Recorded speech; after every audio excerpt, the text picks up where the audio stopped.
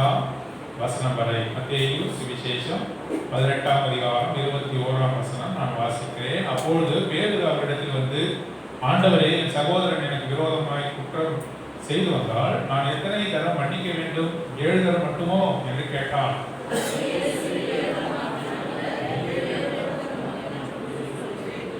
எப்படி எனில், பரலோக ராஜ்யம் தன் ஊழியக்காரரிடத்தில் கணக்கு பார்க்க வேண்டும் என்றிருந்த ஒரு ராஜாவுக்கு ஒப்பாயிருக்கிறது.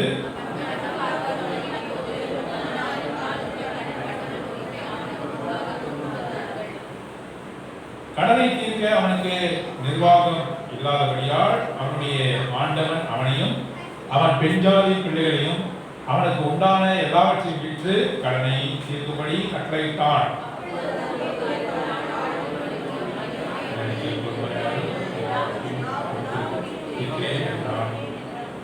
மத்தேயு 18ஆம் அதிகாரம் 27ஆம் வசனம். அந்த ஊழியக்காரனுடைய ஆண்டவன் மனதிறங்கி அவனை விடுதலை பண்ணி கடனையும் அவனுக்கு மன்னித்து விட்டான்.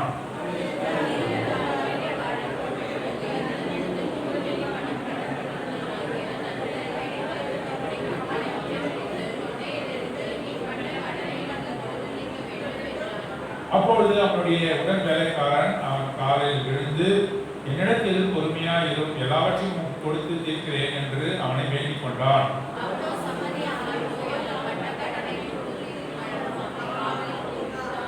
நடந்ததை அவனுடைய உடன் வேலைக்காரர் கண்டு மிகவும் துக்கப்பட்டு ஆண்டவனிடத்தில் வந்து நடந்ததையெல்லாம் அறிவித்தார்கள்.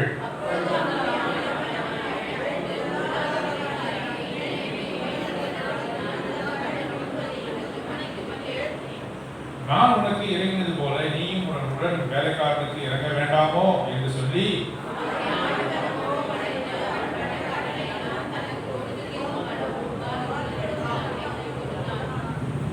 நீங்களும் அவனவன் தன் சகோதரன் செய்த கபிதங்களை மனப்பூர்வமாய் மன்னியாமல் போனால் என் பரமபிதாவும் உங்களுக்கு இப்படியே செய்வார் என்றார். தேவதாமே இந்த வசனங்களை ஆசீர்வதிப்பாராக. இந்த வருடத்தினுடைய 2021 இந்த வருடத்தினுடைய கடைசி மாதத்திலே பிரவேசிக்க தேவன் நமக்கு கிருபை கொடுத்திருக்கிறார். எச்சரிப்பான செய்தியை ஆண்டவர் கொண்டு வந்திருக்கிறார். இன்னமும் நீங்கள் மன்னிக்கப்படாத காரியங்கள் தேவனுக்கு முன்பாக இருந்தால் அவரிடத்திலே மன்னிப்பு கேட்க வேண்டும். உன் சகோதரனிடத்திலே நீ மன்னிப்பை பெற வேண்டும் என்று சொன்னால் மன்னிப்பை பெற்று சரி செய்து கொள்ள வேண்டிய காலகட்டத்திலே இருக்கிறோம். சரி செய்து கொள்ள வேண்டிய காலகட்டத்திலே நாம் இருக்கிறோம். 24ஆம் வசனம், அவன் கணக்கு பார்க்க 23ஆம் வசனம், எப்படி பரலோக ராஜ்யம் தன் ஊழியக்காரர்கள் கணக்கு பார்க்க வேண்டும் என்றது ஒரு ராஜாவுக்கு ஒப்பாய் இருக்கிறது. கணக்கு பார்க்க வேண்டும் என்று இருக்கிற ஒரு ராஜாவுக்கு ஒப்பாய் இருக்கிறது என்று சொன்னால் ஆண்டவராகிய இயேசு கிறிஸ்து. அவர் கணக்கு பார்க்கிற தேவன். உனக்கு இரட்டிப்பை இலவசமாக கொடுத்தார். உனக்காக தமது சிலுவையிலே சிந்தின ரத்தத்தின் மூலமாக உன்னை கழுவி விட்டார். இந்த காரியங்களை வைத்து உனக்கு அநேகமான ஆசீர்வாதங்களை கொடுத்தார். அவர் இப்பொழுது கணக்கு பார்க்க வருகிறார். வருடத்தினுடைய இறுதி காலகட்டத்திலே அவர் இப்படி நம்மை பார்த்து நம்முடைய வாழ்க்கையை குறித்து நம்முடைய கணக்கு என்ன என்று கேட்கும் பொழுது நம்முடைய நிலைமை என்ன? நம் வசனங்களை வாசிக்கிறோம். ஒவ்வொருவரும் தன்னை குறித்து அவருக்கு கணக்கு ஒப்புவிக்க வேண்டும். கணக்கு ஒப்பிக்க வேண்டும். உன்னுடைய அக்கௌண்ட்ஸ் தான் நேராக்க வேண்டும். அவருக்கு முன்பாக ஒப்புவிக்க வேண்டும். உன்னுடைய வாழ்க்கையை கொடுத்திருக்கிறார். அநேகரை நேற்று இருந்தால் இன்று இல்லை. அநேகரை கொள்ளை நோய், மழை, பல்வேறு விதமான காரியங்கள் அவர்களை மரித்து போக செய்தது. இருந்த பொழுதும் நமக்கு எவ்வாய் ஜீவனை கொடுத்திருக்கிறார். நாசியிலே சுவாசம் உள்ள யாவும் கர்த்தரை துதிப்பதாக என்று சங்கீதம் 150 கடைசி வசனத்தில் முடிகிறது. நாசி சுவாசமா இருக்கிற நீங்களும் நானும் கூட அவருக்கு கணக்கு ஒப்புவிக்கணும் இல்லையா? ஒரு வேலைக்கு நீங்கள் செல்லுகிறீர்கள் என்று சொன்னால், வேலையில் இருக்கிறீர்கள் என்று சொன்னால், அந்த மாத இறுதியிலே சம்பளம் தருவதற்கு முன்பாக உன்னுடைய கணக்கு என்ன? எவ்வளவு வேலை செய்திருக்கிறாய்? நீ எவ்வளவு வேலை செய்திருக்கிறாய்? எதை முடித்திருக்கிறாய்? முதலில் அதை கூறு என்று நம்முடைய முதலாளி கேட்கிறார் இல்லையா? நம்முடைய முதலாளி கேட்கிறார். வேலை செய்கிற இடத்துல கேட்கிறார், என்ன செய்திருக்கிறாய்? கூலி மட்டும் கேட்க வந்திருக்கிறாயே, நீ என்ன செய்திருக்காய்? இதை செய்திருக்கிறேன், அதை செய்திருக்கிறேன் என்று சொல்லி அவருக்கு முன்பாக கணக்கை நம்ம ஒப்புவிக்கிறோம். ஆண்டவர் கூட நமக்கு தயவாய் ஜீவனை கொடுத்திருக்கிறார், நம்மை மீட்டெடுத்திருக்கிறார். நம்மிடத்திலே அவர் கணக்கு கேட்பார் என்று சொன்னால் நாம் என்ன செய்வோம்? ஆகவேதான் இந்த வருடத்தினுடைய இறுதியிலே அவர் நம்மிடத்திலே இந்த வார்த்தையை பரிசுத்த ஆவியானவர் கொண்டு வந்திருக்கிறார். வாசிக்கிறோம் 21ஆம் வசனம். அப்பொழுது பேதுரு அவரிடத்தில் வந்து, ஆண்டவரை, என் சகோதரன் எனக்கு விரோதமாய் குற்றம் செய்து வந்தால் நான் எத்தனை தடவை மன்னிக்க வேண்டும்? 7 தடவை மட்டுமோ என்று கேட்டார். பேதுரு வந்து ஆண்டவராக இயேசு கிறிஸ்துவிடத்திலே ஒரு காரியத்தை கேட்கிறார் இல்லையா? கேட்கலாம். என்ன கேட்கலாம்? என் சகோதரன் என்னுடைய சகோதரி எனக்கு எதிராக குற்றம் செய்கிறார்கள், அவருக்கு எத்தனை முறை நான் மன்னிக்க வேண்டும் என்று கேட்கிறார். கேட்டுவிட்டு அவனே பதிலை சொல்லுகிறான். அந்த பதிலை தேவன் அங்கீகரிக்க வேண்டும் என்று நினைக்கிறான். அவன் ஆண்டவராக இயேசு கிறிஸ்து பதில் சொல்லட்டுமே என்று அவன் தாமதிக்காமல் அவனே பதில் சொல்லுகிறான். என்ன சொல்லுகிறான்? 7 தடவை மட்டுமோ என்று கேட்டான். எத்தனை தடவை மன்னிக்க வேண்டும்? என் சகோதரனை, என் சகோதரியை நான் எத்தனை தடவை மன்னிக்க வேண்டும்? 7 தடவை மட்டுமோ என்று கேட்கிறான். ஆமோஸ் 1ஆம் அதிகாரம் 3ஆம் வசனம் வாசிக்க வேண்டிய அவசியம் இல்லை. நாம் இங்கெல்லாம் பார்க்கிறோம். அங்கே 3 முறை ஒருவருக்கு மன்னிக்க வேண்டும் என்று எழுதப்பட்ட நாடுகளை குறித்து பேசும்பொழுது ஆண்டவர் சொல்கிறார், 3 தரம் நீ மன்னிக்க வேண்டும். ராபாய் என்று சொல்லக்கூடிய ரவிகள் அவர்கள் யூத மதத்திலே 3 முறை மன்னிக்க வேண்டும். ஒரு மனுஷனை நீ வந்து ஒரு இடத்துல மன்னிப்பு கேட்கும் பொழுது, உனக்கு எதிராக தவறுகள் செய்யும் பொழுது, தப்பிதங்கள் செய்யும் பொழுது, உன்னிடத்தில் வந்து என்னை மன்னித்து விடு என்று கேட்கும் பொழுது 3 தரம் நீ அவர்களை மன்னிக்க வேண்டும் என்று இந்த ரவிகள் அவர்கள் சொல்லியிருக்கிறார்கள். இதைத்தான் பேதுரு அவன் எடுத்துக்கொண்டு அந்த 3 மாத்திரங்கள் இன்னொரு 3ஐ சேர்த்துக் கொள்கிறான். மொத்தம் 6. அது மாத்திரமா அதோடு கூட 1ஐ சேர்த்து 7ஆக அவன் சொல்லுகிறான். எப்படி என்று சொன்னால், பரிசேயனுடைய நீதியை காட்டிலும் உங்களுடைய நீதி உயர்ந்ததாக இருக்கவில்லை என்று சொன்னால் நீங்கள் பரலோக ராஜ்யத்திலே பிரவேசிக்க முடியாது. ஆகவே 7 அவனுடைய பெரிய மனதை ஆண்டவருக்கு முன்பாக நின்று அவன் காட்டுகிறான். 3 தரம் தானே, அதை டபுளாக்கி 6, அது மாத்திரமா அது கூட 1 சேர்த்து 7ஆக நான் என் சகோதரனை மன்னிக்க நான் ஆயத்தமாய் இருக்கிறேன் என்று சொல்லி பேதுரு ஆண்டவரிடத்திலே போய் தன்னுடைய பெருமையை காட்டிக் கொள்வதற்காக, தன்னுடைய மன்னிக்கும் சுபாவத்தை அவருக்கு முன்பாக காட்டிக் கொள்வதற்காக அப்படி எழுதுற மட்டுமோ என்று அவன் கேட்கிறான். அப்பொழுது ஆண்டவர் சொல்கிற வார்த்தை என்ன? இந்த ஒரு ஓமையை அவன் சொல்கிறான். இந்த ஓமையை அவர் சொல்லுகிறார். பாருங்க, எப்படி எனில் பரலோக ராஜ்யம் தன் ஊழியக்காரருக்கு கணக்கு பார்க்க வேண்டும் என்று ஒரு ராஜாவுக்கு ஒப்பாயிருந்தது. இப்போது ராஜா தன்னுடைய ஊழியக்காரர்களுடைய கணக்கை பார்த்தார். அவர் என்ன வேலை செய்திருக்கிறார்கள், ஆகவே அவர் சரியாக செய்திருக்கிறார்களா என்று சொல்லி கணக்கை பார்க்கிறார். அவன் கணக்கு பார்க்க தொடங்கின பொழுது 10,000 தாலந்து கடன்பட்டவன் ஒருவனை அவனுக்கு முன்பாக கொண்டு வந்தார். கணக்கை பார்த்து கொண்டிருக்கும் பொழுது ஒருவனை பிடித்து கொண்டு வருகிறார். அவன் யாரு? அவன் ராஜாவுக்கு எவ்வளவு கடன்பட்டிருக்கிறான்? 10,000 தாலந்து. 10,000 என்று சொன்னால் 10,000 10,000 talents என்று ஆங்கிலத்தில் போடப்பட்டிருக்கிறது. 10,000 தாலந்து. இது இந்த தாளந்தை குறித்து விளக்கவில்லை என்று சொன்னால் நீங்கள் இந்த ஓமையை நீங்கள் புரிந்து கொள்ளவே முடியாது. பாருங்க, யூத தேசத்திலே வெள்ளி பணம், அப்புறம் தாளந்து, டினரிஸ் என்று சொல்றாங்க. தினார் என்று சொல்லுவார், சிறிய பணம், வெள்ளி பணம். தாளந்து என்று சொன்னால் பெரிய பணம். சரி, ஒரு தினார் என்று சொன்னால், ஒரு வெள்ளி பணம் என்றால் ஒரு மனுஷனுக்கான ஒரு நாளுக்கான கூலி. ஒரு வெள்ளி பணம் என்று சொன்னால் ஒரு காலையிலிருந்து சாயந்தரம் வரையும் வேலை செய்யலாம்னு சொல்றான். அவனுக்கு அவனுடைய எஜமான் கொடுக்கிற பணம் என்ன? ஒரு வெள்ளி பணம்.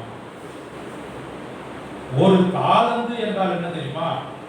ஒரு தாளந்து எவ்வளவு நாளுக்கான கூலி? ஒரு வருஷத்துக்கான கூலி, 2 வருஷத்துக்கான கூலி, ஒரு 5 வருஷத்துக்கான கூலி, 10 வருஷத்துக்கான கூலி, 15 வருஷத்துக்கான கூலி. இது ஒரு தாளந்து என்று சொன்னால் ஒரு மனுஷன் 15 வருடங்கள் வேலை செய்யும் போது அவனுடைய எஜமான் அவனுக்கு கொடுக்க வேண்டிய ஊதியம் எவ்வளவு? ஒரு மனுஷன் 15 வருடம் வேலை செய்தா அவனுக்கு எவ்வளவு கொடுப்பாங்க? ஒரு தாளந்து கொடுப்பாங்க. ஒரு மனுஷன் 60 வயசு வரையும் வாழலாம், 60 வயசு வரையும் வாழலாம். பணமே செலவு பண்ணாம இருந்தாக்கா எத்தனை தாளந்து அவன் சம்பாதிப்பான்? 4. ஒரு மனுஷன் எவ்வளவுதான் முயற்சி பண்ணி கருமையா இருந்து எல்லாவற்றையும் சேர்த்து அவன் வயிற்றுக்கு வாயை கட்டி வைக்கும் வாயை கட்டி சேர்த்தாலும் கூட எவ்வளவு சேர்க்கலாம்?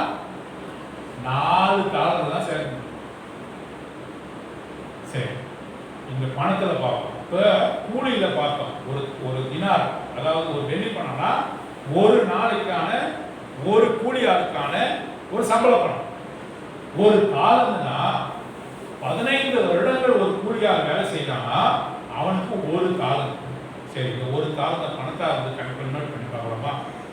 அப்படி என்று சொன்னால் ஒரு அதாவது 4 பில்லியன் என்று சொல்கிறார், 3 பில்லியன் என்று சொல்கிறார். 3 பில்லியன் அமெரிக்க டாலர், 3 பில்லியன் அமெரிக்க டாலர் என்று சொல்கிறார். 1 பில்லியன்னா 100 கோடி. 3 பில்லியன்னா எத்தனை கோடி? 400 கோடி. 400 கோடி ரூபாய் இல்ல, 400 கோடி அமெரிக்க டாலர். ஒரு டாலருடைய மதிப்பு 75 ரூபாய். 400 கோடி 400 கோடி என்ன பண்ணா 75ஆல நீங்க மல்டிப்ளை பண்ணாதான் அவ்வளவு பணம். எவ்வளோ? அவ்வளவு பணம். சரி, அப்போ 2 லட்சம் நாட்கள் வேலை செய்தால்தான் இந்த 10,000 தாளந்த ஒரு மனுஷனால சம்பாதிக்க முடியும். 10,000 தாளந்து ராஜாவுக்கு இவன் கடன் வைத்திருக்காங்க. மன்னிக்கலாமா? ஒருவேளை நான் கூட என்கிட்ட யாராவது 100 ரூபா, என்னுடைய தகுதிக்கு யாராவது 100 ரூபானாக்கா என்னை ஏமாத்தினாக்கா அவங்களை நான் மன்னிக்க முடியும். நான் அவனை மன்னிச்சிடறேன், விடுதலை பண்ண முடியும். 10,000 ரூபாய்னாக்கா நான் என்ன பண்ணுவேன்? நான் போய் நடையா நடந்து அவங்க இடத்துல கேட்பேன். 1 லட்சம்னாக்கா கொஞ்சம் என்னோட சத்தம் என்ன பண்ணும்? எப்பதான் கொடுக்கறதா உத்தேசம் சொல்லி என்னோட சத்தம் என்ன பண்ணும்? உயரும். ஒரு 10 லட்சம்னாக்கா அடுத்த அடியாளோட தான் போகணும் அவர் பார்க்க இல்லையா? எப்படியாவது பணத்தை மீட்டுட்டு வந்துடணும். ஏன்னா பணத்தினுடைய வேல்யூ இன்க்ரீஸ் ஆகிட்டே போகுது. மனுஷனோட நிலைமை இப்படிப்பட்டதாகத்தான் இருக்கிறது. மன்னிப்பு எவ்வளவு தூரம் நம்மளுடைய மன்னிப்பை கொடுக்க முடியும் என்பதற்கு பணத்தினுடைய வேல்யூ அப்படிப்பட்டதாக நாம் காணப்படுகிறது. பாருங்க, இந்த உலகத்தில் சொல்றாங்க ஒவ்வொரு மனுஷனுக்கும் ஒரு விலை இருக்குது. இப்போ இதுக்கு எலெக்ஷன் டைம்ல நம்ம பணம் கொடுக்குறாங்க இல்லையா? எலெக்ஷன் டைம்ல நான் பணம் கொடுக்குறாங்க. என்கிட்ட 100 ரூபா கொடுத்தா நான் வாங்க மாட்டேன். நான் யாரும் தவறா சொல்லலை.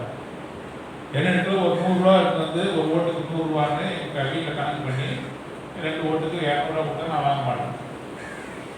ஒரு ஓட்டுக்கு 2000னாக்கா கொஞ்சம் அப்படி யோசிக்க வேண்டியதா இருக்கும். 2000, 4000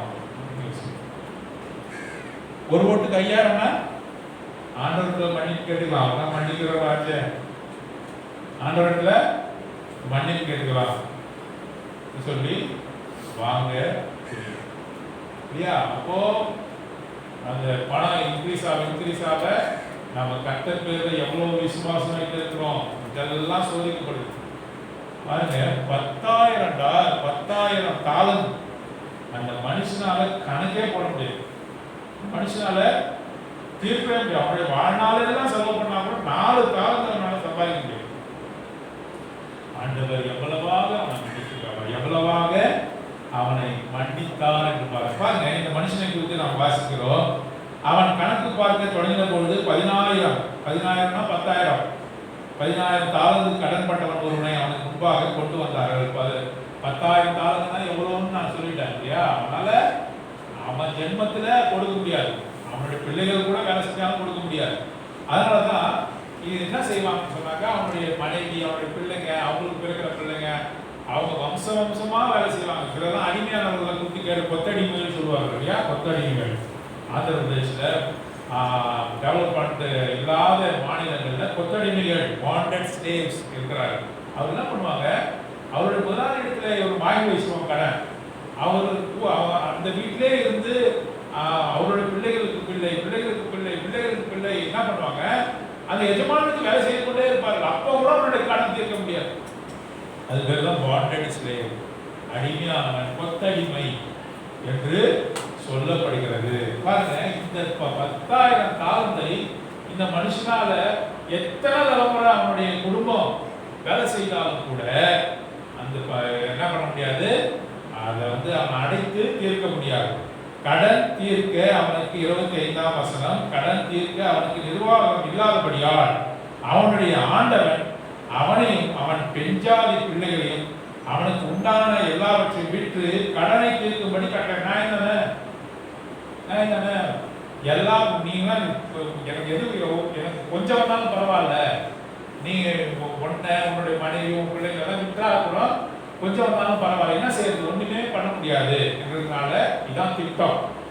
ஆனால் அப்பொழுது அந்த ஊழியக்காரன் எப்படி பண்றான் பாருங்க, ராஜாவின் முன்பாக என்ன செய்கிறான், மிக முக்கியமான வசனம் 26ஆம் வசனம்.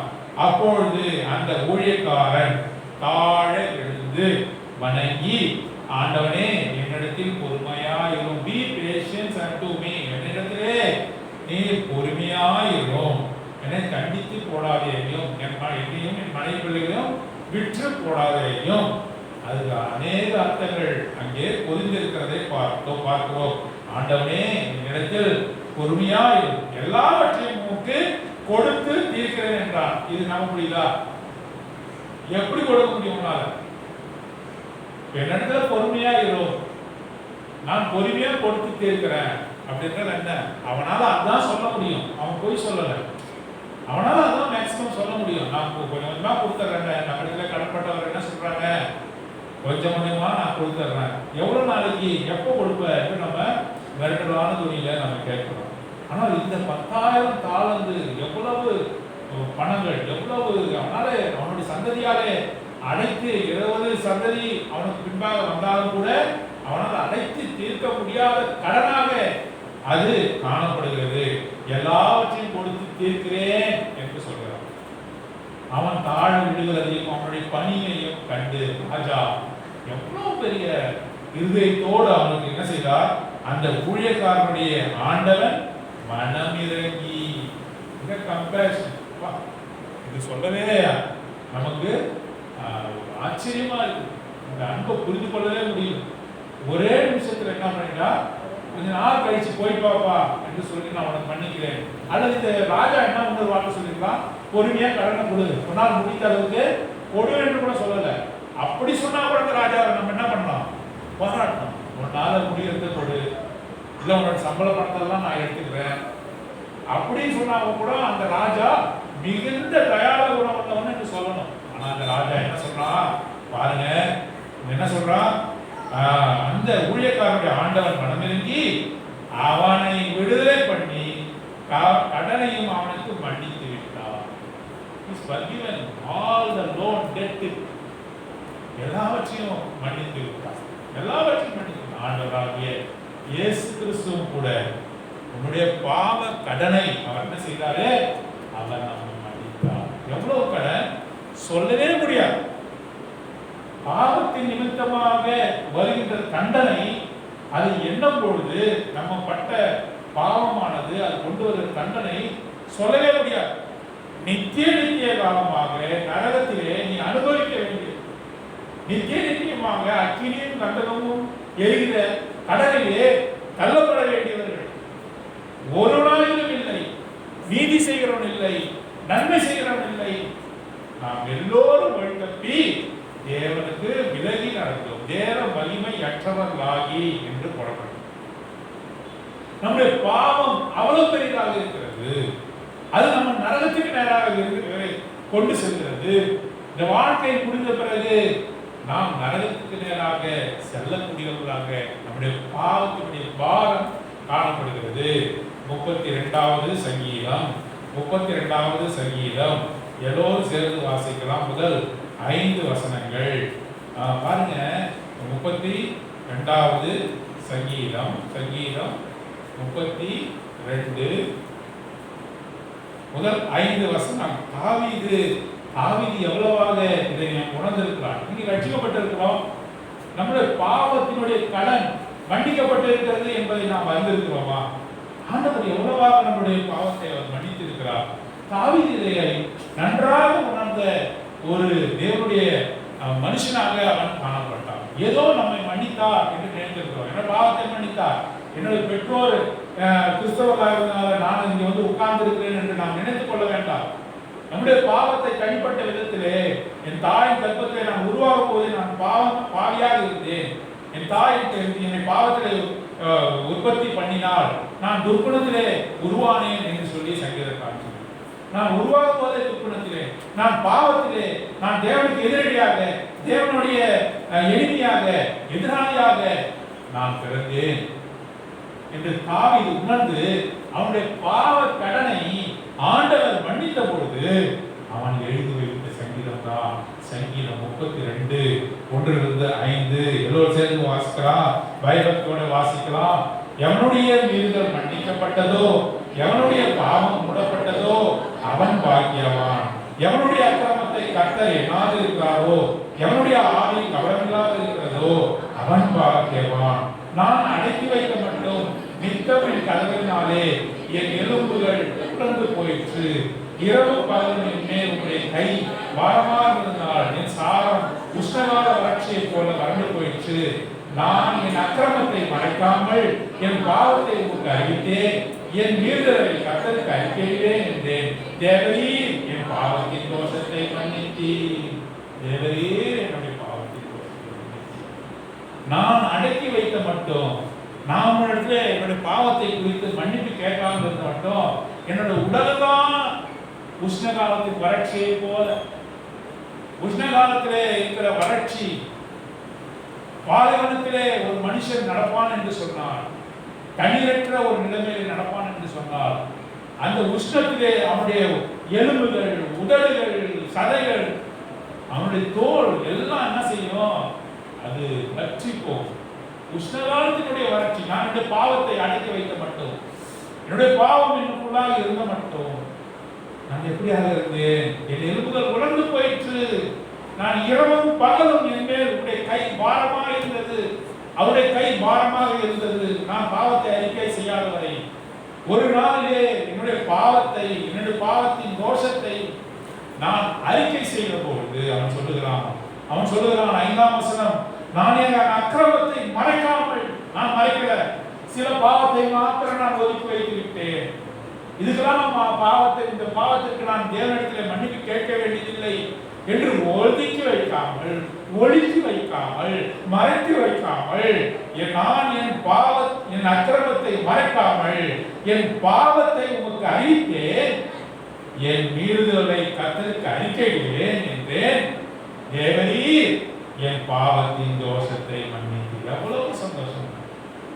அவரிடத்திலே மன்னிப்பை கேட்கும் பொழுது அவர் என்ன செய்கிறார்? என்னுடைய பாவத்தின் தோஷத்தை மன்னித்தார். பாவத்தின் மூலமாக வரக்கூடிய கர்ஸ், பாவத்தின் மூலமாக வரக்கூடிய தோஷங்கள், சாபங்கள் எல்லாவற்றையும் அவர் மன்னித்தார். எவ்வளவு இரக்கமுள்ள ஆண்டவர், எவ்வளவு கிருபையுள்ள ஆண்டவர்! அவர் மன்னித்தார். மன்னிக்கிறதுல தயவு பொருந்தியவர் என்று சொல்லி நாம் வாசிக்கிறோம். என் தேவரே, என் பாவத்தின் தோஷத்தை மன்னித்தீர். அவர் மன்னிக்கிறார். அவர் மன்னித்தார். ஆகையால் அவனுக்கு ஆனந்த கழிப்பு, சந்தோஷம், சமாதானம் அவருடைய வாழ்க்கையிலே வந்ததாக சங்கீதக்காரன் அவன் சொல்லுவதற்காக நாம் பார்க்கிறோம். பாருங்க, இந்த 10,000 தாளந்தை நாம் மன்னிக்கப்பட்ட அந்த மனுஷனுக்கு எவ்வளவு சந்தோஷம் உண்டாகுமா? மற்ற மதங்கள் என்று சொல்லப்படுகிற காரியங்கள் என்ன சொல்றது? உன்னுடைய பாவ கடனை தீர்க்க நீ பல காரியங்கள் செய்ய வேண்டும் என்று சொல்லுகிறது இல்லையா? பல காரியங்கள் செய்ய வேண்டும் என்று சொல்லுகிறது. என்ன செய்வாங்க? மலை ஏறிவா என்று சொல்லுது, மலை ஏறி கீழே ஏறிவா என்று சொல்லுது, தென்கோடிக்கு போய் அந்த தீர்த்த கடலை முழுகு, அந்த கங்கை நதியில போய் நீ முழுகி எழுந்தது. எவ்வளவு கடுமையான காரியங்கள் இந்த மதங்களிலே சொல்லப்படும். மன்னிக்க முடியாது, அந்த தேவர்களால் மன்னிக்க முடியாது, ஆனால் இவரால் மன்னிக்க முடியும். நீ அவருக்கு எதையுமே கொடுக்க வேண்டிய அவசியம் இல்லையே. ஒரே ஒரு வார்த்தை, மனதுருகி சங்கீதக்காரனாக தாவீதை போல 10,000 தாலந்தை உன்னால் கொடுக்க முடியுமா? உன்னுடைய பாவத்தின் தோஷத்தை உன்னிடத்திலிருந்து நீ அகற்றி போட முடியுமா? அவரிடத்திலே வந்து அழுகையோடு விசனத்தோடும் அவரிடத்திலே என்னுடைய பாவங்களை நான் அறிக்கையிடும் பொழுது ஆண்டவர் என்னுடைய பாவத்தின் தோஷத்தை அவர் மன்னித்தார் என்று சொல்லி பாருங்க. இந்த வசனத்தை நாம் வாசிக்கிறோம். மத்தேயு 18ஆம் அதிகாரம் அடுத்த வசனம் வாசிங்கள்.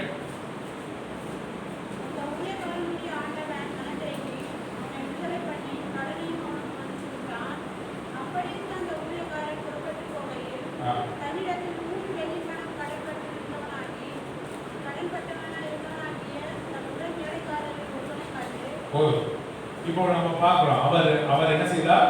நம்முடைய பாவத்தின் தோஷத்தை மன்னித்தார் என்று சொல்லி வாசிக்கிறோம். மன்னிக்கிற காரியம் தான் மிக முக்கியமானது என்று பார்க்கிறோம். இந்த மன்னிப்பு நமக்குள்ளாக அவர் எப்படி கொண்டு வந்தார், அந்த ஒரு 2-3 வருஷங்களை பார்த்து அடுத்த கட்டத்துக்கு நாம் செல்லலாம்.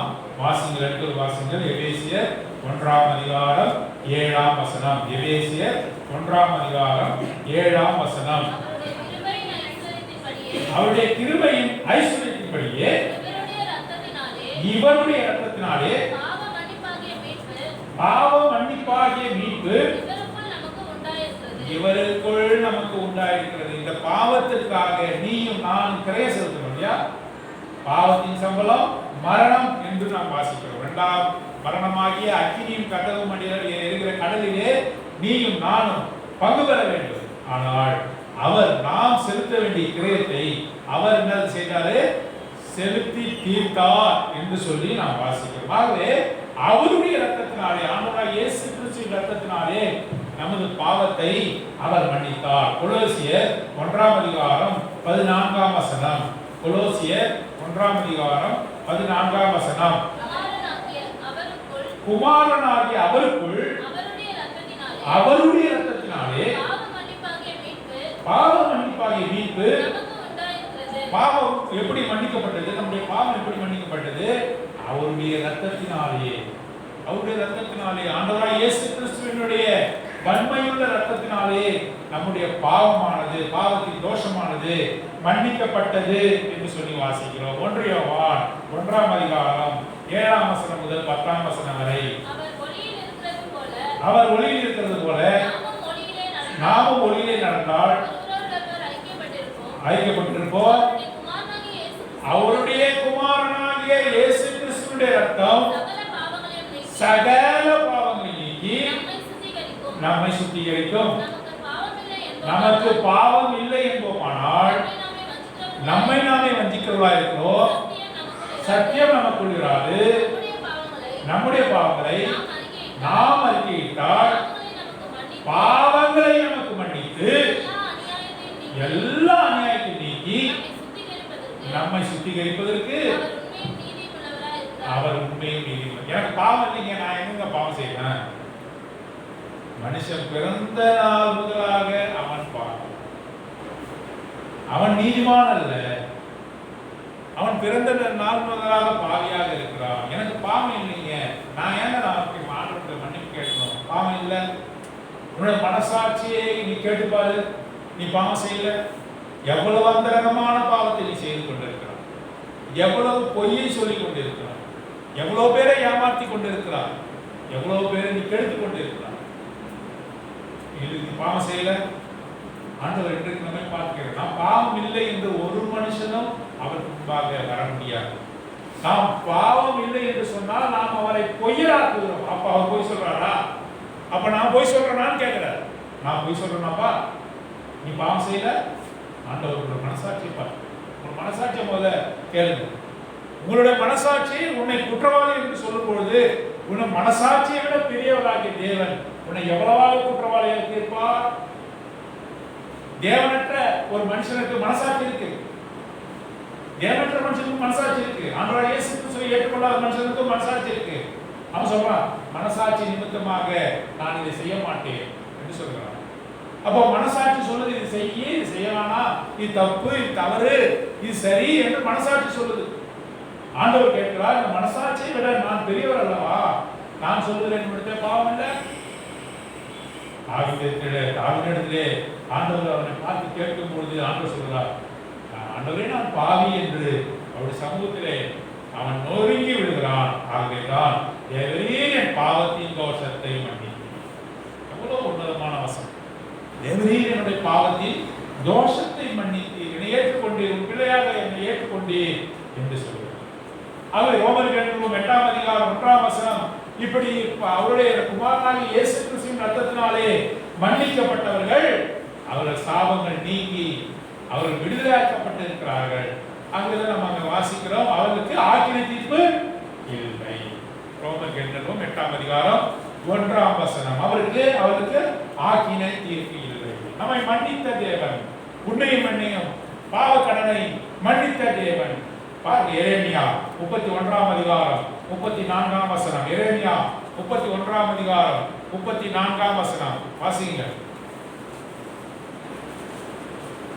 இனி ஒருவன் தன் அயலானையும் ஒருவன் தன் சகோதரனையும் நோக்கி கர்த்தரை அறிந்து கொள் என்று போதிப்பதில்லை.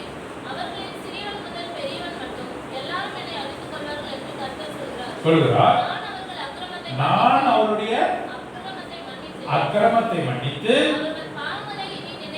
பாவங்களை நினையாதிருப்பேன். இதுதான் கர்த்தருடைய குணம். I will not remember their sin. I will not remember their sin என்று சொல்கிறார். அதை நான் நினைக்க மாட்டேன், நான் அதை மறந்து விடுவேன் என்று அவர் சொல்கிறார்.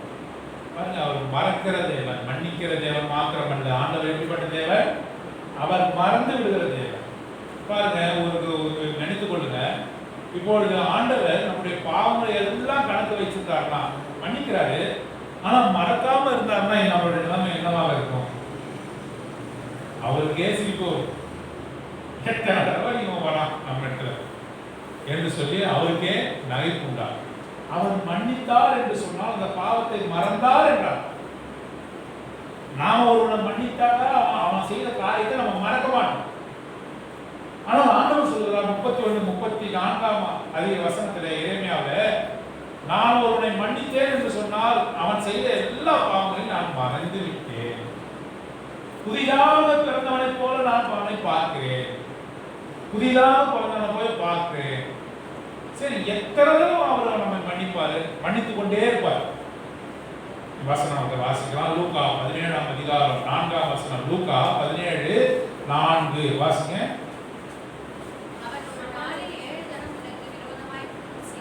ஒருவன் உனக்கு எதிராக ஒரே நாளிலே 7 தரம் சொல்லுங்க, 7 தரம் வந்து நான் மனஸ்தாபப்படுகிறேன். ஒரு மனுஷன் வரான், உன்னிடத்துல வரான், உனக்கு எதிராக தீமையான காரியத்தை செய்யலாம், உனக்கு எதிராக பேசலாம், உனக்கு கோபம் உண்டாக்கலாம், உனக்கு எதிராக அவதூறாக பேசலாம், உனக்கு கோபப்படுத்தலாம். ஒரு மனுஷன் வரத்தால உன்னுடைய புருஷன் வரான், உனக்கு எதிராக பேசிக்கொண்டே இருக்கிறான். காலையில வரான், உன்னை கடுமையா திட்டுறான், உடனே திட்டே சொல்றான் மன்னிச்சிரு அப்படின்றான். அப்ப நீ என்ன செய்யலாம்? மன்னிக்க. 11 மணியாவது திரும்பவும் அதே மாதிரி திட்டுறான், ஆனா வேற விதமா திட்டுறான், அதே வார்த்தையில வேற விதமா கொஞ்சம் கடுமையா திட்டுறான். அப்ப என்ன சொல்றாரு? மன்னிச்சிரு. 12 மணியாவது சாப்பாடு டைம், தட்டு பறக்குது, அதுக்கப்புறம் கேட்கிறான் மன்னிச்சிரு, மன்னிக்கணும். 7 தடவை வந்து உன்னை கேட்கறான் மன்னிக்கிறேன். நீங்க என்ன பண்றீங்க? ஆண்டவர் போல பொறுமையா அதை யாருமே இருப்பா. எப்படி இந்த வார்த்தையை எழுதி வச்சிருக்காரு? எப்படி நமக்கு இந்த அறிவுரையை சொல்றாரு? எவ்வளவு தேவனுடைய மனுஷனாக பொறுமை. என்னடா நடக்கிறியா? நான் பைத்தியக்காரனா நினைக்கிறியா? நான் பைத்தியக்காரன் நினைச்சேன் தலையில முழந்தாரிக்கிறியா? நீ மன்னிப்பே கேட்க வேண்டாம் என்று நம்ம என்ன பண்ணுவோம்? நம்ம அப்படிதான் சொல்லிடுவோம். பாருங்க, நேற்று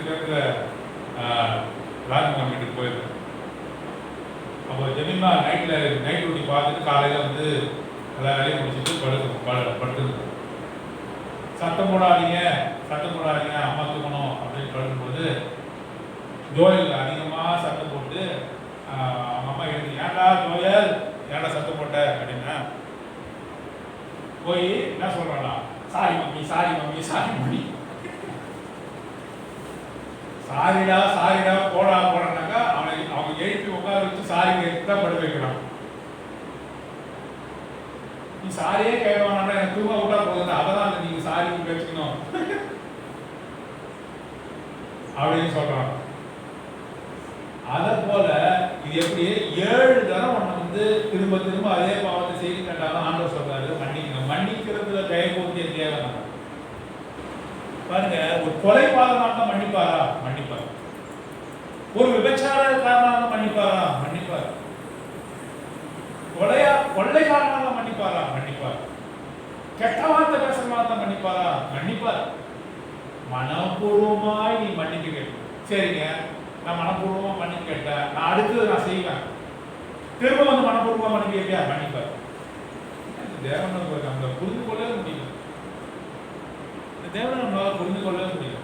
பாவியாகி ஸ்திரீ லூக்கா 7ஆம் அதிகாரம் கடைசியா சொல்றாரு அந்த ஸ்திரீ கிட்ட, அநேக பாவங்கள் அவர் செய்தார், அங்கே அவருடைய அன்பு மிகுதியா இருக்கிறது. அவர் என்னை மிகுந்த அன்பு கூர்ந்தாலே, ஏனென்று சொன்னால் அவருடைய பாவங்கள் அதிகமாக இருந்தது, என்னுடைய மன்னிப்பை அவளுக்கு அதிகமாக நான் காட்டினேன், ஆகவே அவள் என்னை மிகுந்த அன்பு கூர்ந்தாலே.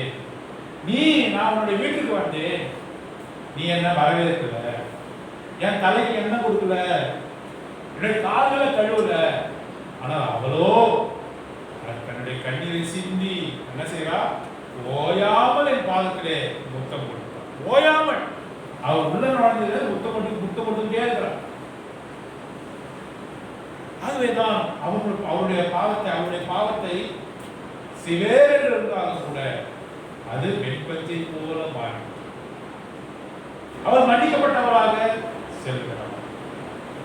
எவ்வளவு பெரிய காரியம். மார்க் சுவிசேஷம் 2ஆம் அதிகாரத்திலே நாம் வாசிக்கிறோம். மார்க் சுவிசேஷம் 2ஆம் அதிகாரம் பாருங்க. மார்க் சுவிசேஷம் 2ஆம் அதிகாரம் பாவத்தினுடைய காரியத்தை குறித்து சொல்லுகிறார். மார்க் சுவிசேஷம் 2ஆம் அதிகாரம் பாருங்க. ஒரு மனுஷனை கொண்டு வருகிறார்கள், அவரை திமிர்வாதக்காரனுக்கு அவரிடத்துல கொண்டு வருகிறார்கள், அவரை சொஸ்தப்படுத்துகிறார். அவர் சொஸ்தப்படுத்துவதை குறித்து அவர் என்ன சொல்கிறார்? 5ஆம் வசனம், உன் பாவங்கள் உனக்கு மன்னிக்கப்பட்டது என்றார். அவனை சொஸ்தப்படுத்துவது மாத்திரமல்ல, அவனை சுகப்படுத்துவது மாத்திரமல்ல, அவனை பார்த்து இன்னொரு காரியம் சொல்லுகிறார். என்ன காரியம்? உன்னுடைய பாவம் மன்னிக்கப்பட்டது. உடல் சுகத்தையும் தருகிறார், அவனுடைய பாவத்தையும் மன்னிக்கிறார். இது எது பெருசு? அவர் கேட்கிறார். பாருங்க, அவர்கள் தங்களுக்குள்ளே இப்படி சிந்திக்கிறார் என்று இயேசு உடனே சொன்னது ஆவியில இருந்து அவரை நோக்கி, நீங்கள் உங்கள் இருதயங்களை இப்படி சிந்திக்கிறது என்ன? உன் பாவங்கள் உனக்கு மன்னிக்கப்பட்டது என்று சொல்வதோ, எழுந்து படுக்கையை எடுத்துக்கொண்டு நட என்று சொல்வதோ எது எளிது? இந்த கேள்வி உங்களை பத்தி வைக்கிறார். அவர் கேட்கிறார், எழுந்து படுக்கையை எடுத்துக்கொண்டு நடப்பா? திமிர்வாதக்காரனா இருக்கிறான், செயல்பட முடியாதவனா இருக்கிறான், அவனால் நடக்க முடியல. ஆகவே அவனை நீ படுக்கையை எடுத்துக்கொண்டு எழுந்து நட என்று சொல்றான். அவன் எழுந்து நடந்து வீட்டுக்கு போகிறான், சந்தோஷமா போகிறான். அது மிகப்பெரிய காரியமா? உனது பாவங்கள் உனக்கு மன்னிக்கப்பட்டது என்று சொல்கிறான், அது மிகப்பெரிய காரியமா? எழுந்து வீட்டுக்கு போய் சந்தோஷமா இருக்கிறா மனைவி பிள்ளைகளோட, பாவங்கள் மன்னிக்கப்பட்டது. அவனுடைய பாவங்கள் அவனுக்கு மன்னிக்கப்பட்டது. அதுதான் பெரிய காரியம். ஒரு மனுஷனுக்கு என்ன மன்னிக்கப்பட வேண்டும்? பரவாயில்ல, நீங்க வறுமையில வாழ்றீங்களா? பரவாயில்ல. உங்களுக்கு சரியான வேலை கிடைக்கலையா? பரவாயில்ல. வியாதி படுக்கையில் இருக்கிறீர்களா? படுத்தா படுத்த மாதிரி இருக்கு, எழுந்து உட்கார்ந்தா எழுந்த மாதிரி இருக்குது. குளிர்காலம் வந்தா குளிர்காலத்துக்கான நோய் வருது, வெயில் காலம் வந்தா வெயில் காலத்துக்கான நோய் வருது, நடந்தா கூடயே வருது, படுத்தாலும் படுக்க, எப்படி பார்த்தாலும் ஒண்ணு போனா ஒண்ணு வருது, ஒண்ணு போனா ஒண்ணு வருது. பரவாயில்ல. நோய்கள் குணப்பட வேண்டும் என்று விரும்புகிறாய், உனது பாவங்கள் மன்னிக்கப்பட வேண்டும் என்று விரும்புகிறாய். தேவன் உன்னை கேட்கிறார். நீ நோயினால் பாதப்பட்டாலும் பரவாயில்லை, பாடுகள் பட்டாலும் பரவாயில்லை, சோதனைப்பட்டாலும் பரவாயில்லை, உனது பாவம் மன்னிக்கப்பட்டிருக்கிறது. ஆண்டு சொல்ற, நீ பாவத்தின் தோஷத்தை மன்னித்திருக்கிறார். இந்த நோயோடு கூட நான் இருந்தாலும் பரவாயில்லை, இந்த உபத்திரத்தோடு கூட நான் இருந்தாலும் பரவாயில்லை, காலையிலிருந்து சாயந்தரம் எனக்கு உபத்திரம் தான், பரவாயில்லை, பாவத்தை மன்னித்து. எது எளிது? அவர் சொல்றா, பாவத்தை மன்னிப்பதற்கு மனுஷகுமாரனுக்கு பூமியிலே எங்க வருது 10ஆம் வசனம், பூமியிலே பாவங்களை மன்னிக்க மனுஷகுமாரனுக்கு அதிகாரம் உண்டு என்று நீங்கள் அறிய வேண்டும். இந்த அதிகாரம் எப்படி அவர் கிடைத்தது? தனது ரத்தத்தை கொடுத்து நம்ம விலைக்கரையாக மீட்டிருக்கிறார். He has paid the price. அவர்தான் அந்த விலைக்கரையை கொடுத்துக்க. பாவத்துக்கு நீ விலைக்கரையை கொடுத்தே ஆகணும். நான் பாவம் செய்து தப்பித்து போக முடியாது. ஒருவனும் பாவம் செய்து விடுதலையாக்கப்பட முடியாது. ஆகவேதான் ஒவ்வொரு மனுஷனும் பாவத்துக்கான காரியத்தை கிரயத்தை கொடுக்கணும். ஆனால் ஆண்டவராக இயேசு கிறிஸ்து நமக்காக இந்த கிரயத்தை கொடுத்து நம்மை அவர் மீட்டெடுத்தார் என்று சொல்லி வாசிக்கிறோம். ஆகவேதான் இந்த அதிகாரம், பாவத்தை மன்னிக்கிற அதிகாரம் ஆண்டவராக இயேசு கிறிஸ்து தான் சிலுவையில் சிந்தின இரத்தத்தின் மூலமாக அவருக்கு கிடைத்தது என்று வாசிக்கிறோம். எபிரேயர் 8ஆம் அதிகாரம் 12ஆம் வசனம். 8ஆம் அதிகாரம் 12ஆம் வசனம் வாசிங்க.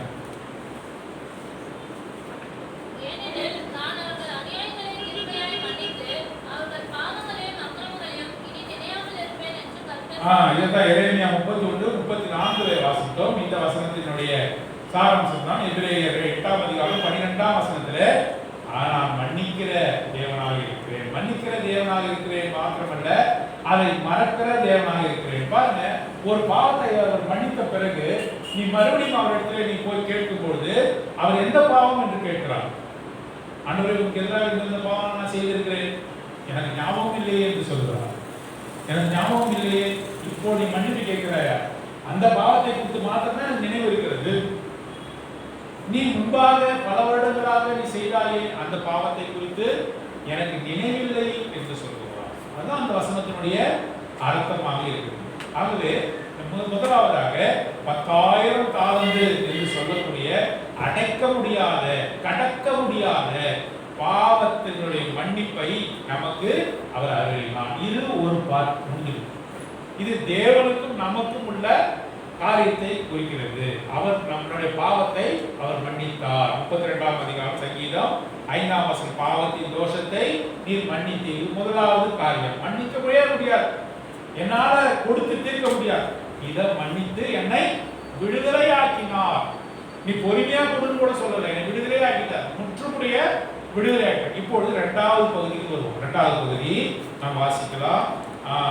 வாசிங்க, மத்தேயு சுவிசேஷம் 18ஆம் அதிகாரம் வாசிங்க.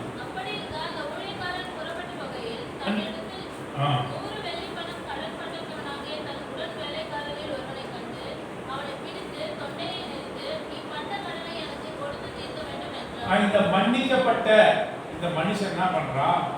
இந்த தேவனிடத்திலே மன்னிக்கப்பட்ட, இந்த ராஜாவினிடத்திலே மன்னிக்கப்பட்ட, அடைக்க முடியாத கடனை மன்னித்தாரே, அவன் வீட்டுக்கு போறான். போகும்போது அவனுக்கு ஒருத்தன் கடன் பட்டிருக்கான். யார் எவ்வளவு பண்ணிருக்கான்? 100 வெள்ளி பணம். ஒரு வெள்ளி பணத்தோட மதிப்பு என்ன?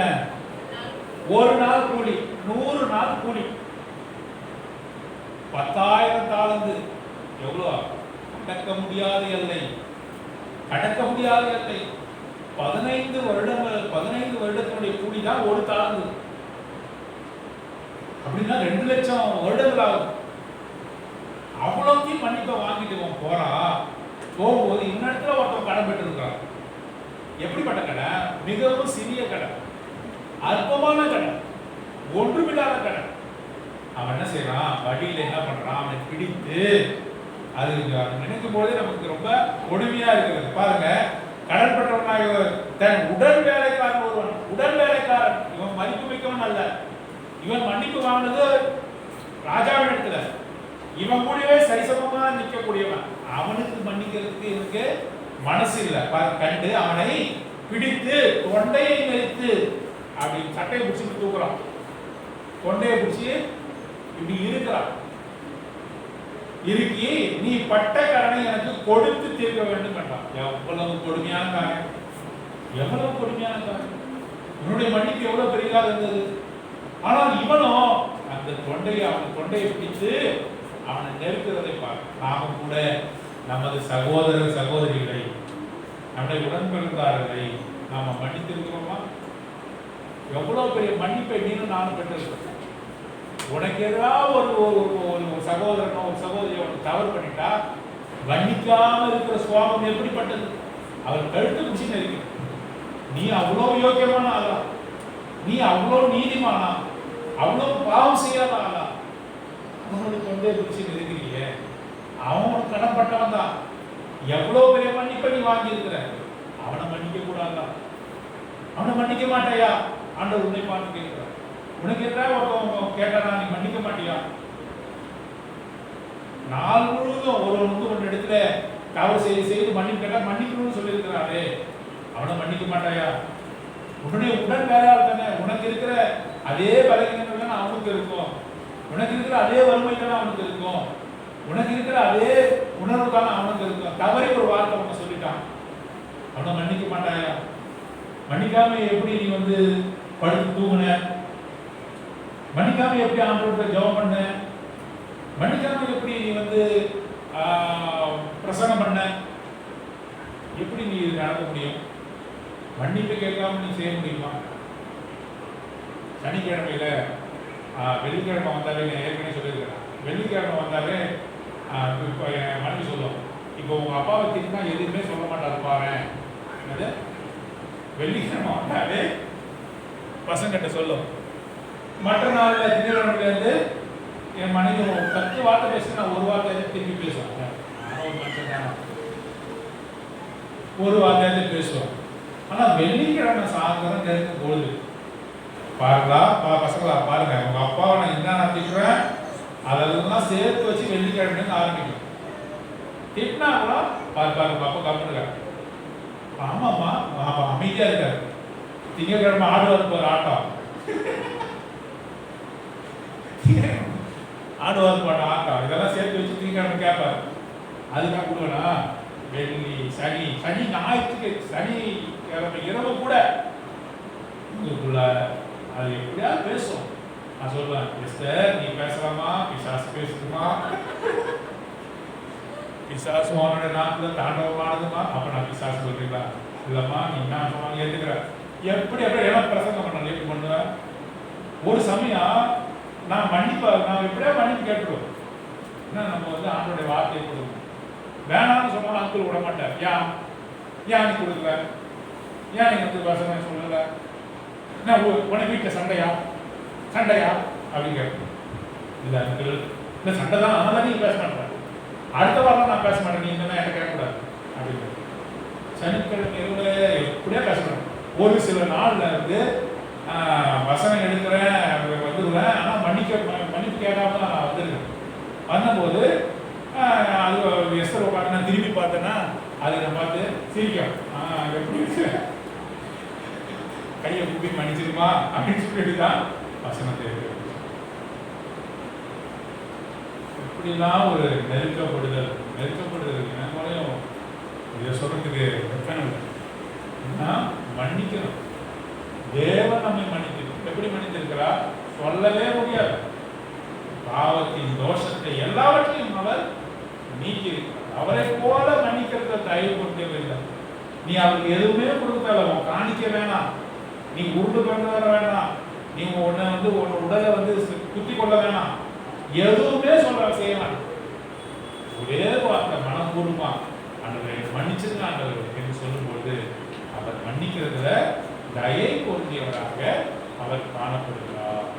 மன்னிக்காம இருந்தா என்ன நடக்கும்? ஒரு சண்டே ஸ்கூல் டீச்சர் என்ன பண்ணாங்க, இந்த மன்னிப்பை குறித்து இந்த பிள்ளைகளுக்கு கற்றுக் கொடுக்கணும்னு சொல்லி என்ன பண்ணாங்கன்னா, உருளைக்கிழங்க சொன்னாங்க. சின்ன பையை எடுத்துக்குவாங்க, உங்க வீட்டில் இருக்கிற உருளைக்கிழங்குல நீங்க கொஞ்சம் நிறைய எடுத்துக்குவாங்க அப்படின்னு சொன்னாங்க. அப்போ அவங்க இப்போ சண்டே ஸ்கூல் வந்த உடனே ஒவ்வொரு உருளைக்கிழங்குலையும் இப்போ நீங்க யாரெல்லாம் மன்னிக்காம இருக்கிறீங்க அவங்க பேர் தான் அந்த உருளைக்கிழங்கு எழுதுங்கன்னு சொன்னாங்க. அப்போ ஒரு குழந்தை 2 குழந்தை என்ன பண்ணா, அந்த ஜோயல் பெட்சி இவங்க பேர்லாம் உருளைக்கிழங்கு எழுதி அந்த உருளைக்கிழங்கு அந்த பையில வச்சு. இப்போ என்ன சொன்னாங்க, இந்த டீச்சர் சொன்னாங்க, நீங்கள் இந்த பையை எங்கேயுமே விடக்கூடாது, இந்த பையை சுமந்துக்கிட்டே போகணும். படுக்கும்போது இந்த பையை வச்சுக்கணும், ஸ்கூலுக்கு போகும்போது இந்த பையை எடுத்துகிட்டு போகணும், நீங்கள் எங்கே போனாலும் இந்த பையை கூடயே எடுத்துகிட்டு போகணும். சரி, அந்த உருளைக்கிழங்கு மற்ற காய்கறிகள்லாம் பேர் எழுதப்பட்ட காய்கறிகள் அவங்களோட பேக்ல இருந்தது. கொஞ்ச நாள் கழிச்சு இந்த பிள்ளைங்க அதை தூக்கிட்டே போறாங்க. மன்னிக்கப்படாத அந்த பேர் எழுதப்பட்ட அந்த காய்கறி எடுத்துக்கொண்டு போறாங்க. அப்பொழுது என்ன நடக்குது? கொஞ்ச நாள் ஆன என்ன பண்ணுது? உருளைக்கிழங்கு அழுகி நாற்றம் அடிக்கிறாங்க. அப்போ டீச்சர் இடத்துல வந்து அந்த பிள்ளைங்க சொன்னாங்க, நாற்றம் அடிக்கிறீங்க, வேணாம் இது வேணாம், நீ மன்னிக்கப்படாமல் இருந்தாங்க உன்னுடைய உடல்ல கூட இந்த விதமான நாற்றம் என்று சொல்லி அழகாக அவர் விளக்கினார்கள். அது மன்னிக்கணும். 100 தினார் 100 வெள்ளி பணம் இதை மன்னிக்க அவன் கழுத்தை பிடிச்சி நெருக்கிறது. நம்ம மன்னிக்காம இருக்கிறோம், யாரையாவது நம்ம மன்னிக்காம இருக்கிறோமோ? மன்னிக்கிறதா என்ன நடக்கும் தெரியுமா? ஒரே வசனத்தை வாசிக்கலாம். மன்னிக்காம என்ன நடக்கும் பாருங்க. மத்தேயு சுவிசேஷம் 5ஆம் அதிகாரம் 23ஆம் வசனம் 24ஆம் வசனம். ஆகையால் பலிபீடத்தில் செலுத்த வந்து உன் பேரில் உன் சகோதரனுக்கு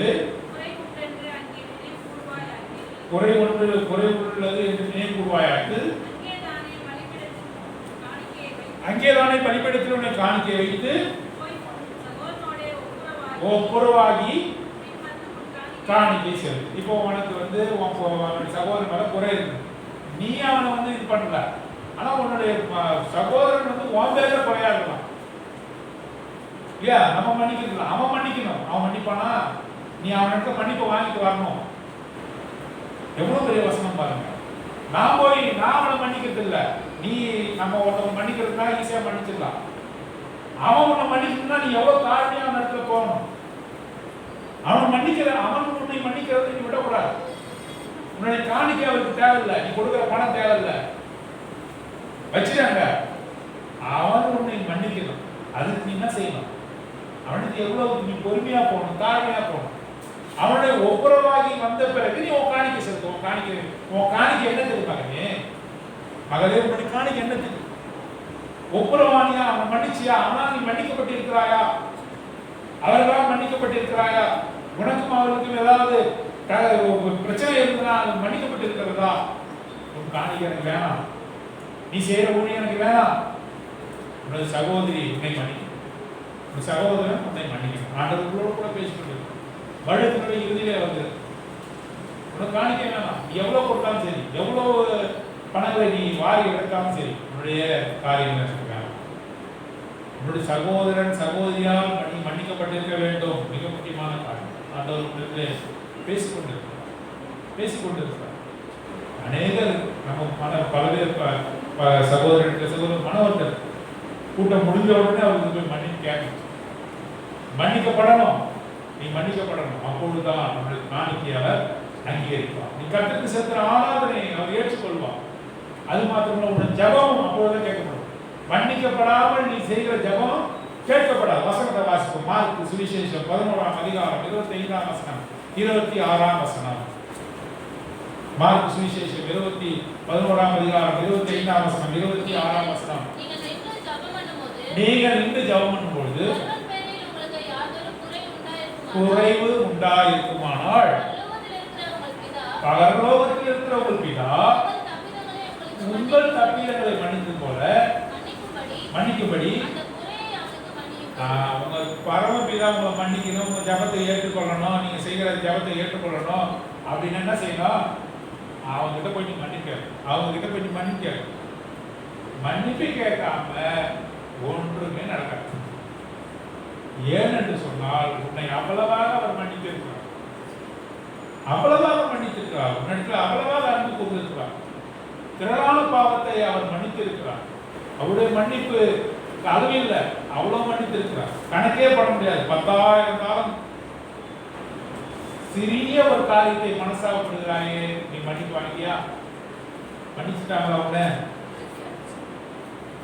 இது மிக முக்கியமான காரியமாய் இருக்கிறது. ஆகவே நீ மன்னிப்பை வாங்கவில்லை என்று சொன்னால், மன்னிக்கப்படவில்லை என்று சொன்னால், நீ கர்த்தருக்கு காணிக்கை செலுத்த முடியாது, கர்த்தருக்கு நீ ஆராதனை செலுத்த முடியாது. ஒருவேளை உன்னுடைய ஆராதனை பிரமாதமாக இருக்கலாம், கர்த்தருக்கு நீ ஆராதனை செலுத்த முடியாது. எவ்வளவு காணிக்கை கொடுத்தாலும் அது ஏற்றுக்கொள்ளப்பட முடியாது. நீ எவ்வளவு ஊழியம் செய்தாலும் ஆண்டவருக்கு முன்பாக அது கணக்கிலே வராது. அவர் கணக்கு பார்க்கும் போது இந்த கணக்கெல்லாம் வராது. உடலால உயிரை கொடுத்து நீ உழைக்கிறாயனுக்கு அது கணக்கு வராதுப்பா. உன்னுடைய காணிக்கையால் ஏற்றுக்கொள்ள மாட்டார், ஜபத்தை கூட ஏற்றுக்கொள்ள மாட்டார். நான் என்ன செய்யணும்?